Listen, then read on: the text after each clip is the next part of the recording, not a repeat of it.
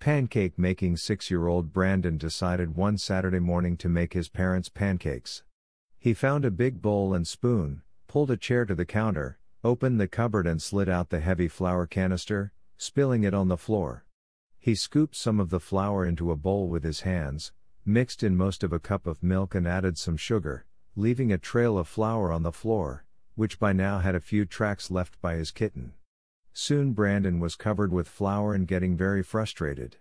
All he had wanted to do was something good for Mom and Dad, but instead, everything was going very badly.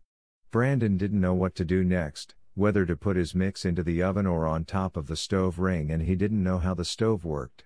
Suddenly, he saw his kitten licking from the bowl of mix, and as he reached to push her away, he knocked the egg carton to the floor. Frantically, as he tried to clean up his monumental mess, he slipped on the eggs, getting his pajamas wet, white and sticky. Just then, he saw Dad standing at the door and big crocodile tears welled up in his eyes. He was sure a scolding was coming, maybe even a spanking. But his father quietly looked around and then, walking through the mess, picked up his crying son, hugged him and kissed him. A very beautiful story, full of love and guidance. The love aspects are relatively obvious to see and feel. We must never let love die. The guidance? Well, think of the numerous occasions when we started out with good intentions but disaster after disaster followed. For some of us, the disasters appear to repeat themselves every day.